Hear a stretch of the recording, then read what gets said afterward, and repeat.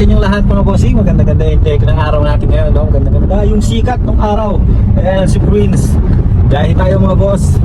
Papunta tayo na Timog Residence. Susundin natin si Princess. Nandun siya sa kapatid ko, no, kay Lovely. Kasi may pasok na siya bukas. So susundin na natin siya ngayon. Playground? Yes. Baga siya nagaya. Ayan, no? Baga nagaya si Prince. Kasi maglalaro daw muna siya sa may playground bago kami umuwi. So ayan, biyahe lang muna kami mga boss. Timog Residence ay part na ng Angles, no? Diyan sa may friendship. Hey! Hey! Hey!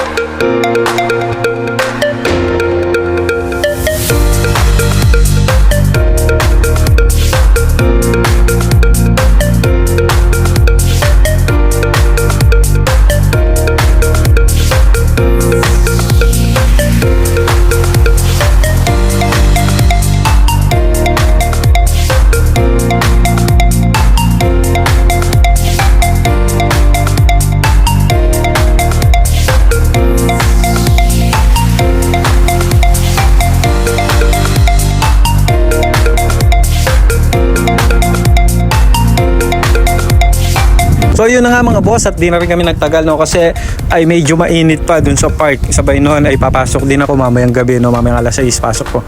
Ayan, pauwi na kami mga bossing, then bigla lang tong umiyak ng gulo. Ito, nagwawala na naman kasi dinaanan lang namin yung Jollibee, di kami huminto. Then ngayon, nung nakita niya yung McDo na lalagpas na naman kami, no, lagpas na naman yung dinahanan namin, ay talagang pinaghihila na ako mga bossing, no, hindi na siya nakatiis, no, kailangan daw McDo, gusto niyang McDo. Ayan, no, tignan mo naman yung katawan mga boss, talagang ayan, enjoy. Kita naman yung saya, no, nung pumasok na kami dito sa may drive-thru ng McDo mga bossing. Ayan, tapos tingnan mo mga bossing, oh, ayan lang yung magpapatahimik sa kanya mga boss, fries. Yan, tingnan mo naman yung katawan, kitang-kita sa katawan mga bossing. So ayan mga bossing, no, maraming salamat sa inyong panonood. Nawa patuloy nung suportahan yung mga vlog na ina-upload natin mga boss, lalong-lalo na yung sa page natin, yung Poraqueño Vlogger mga bossing, no. Sa December ay magbibigay kami, kahit wala pa kami sahod mga bossing, magbibigay kami ng mga sombrero sa December dun sa mga top fan natin mga bossing. Thank you.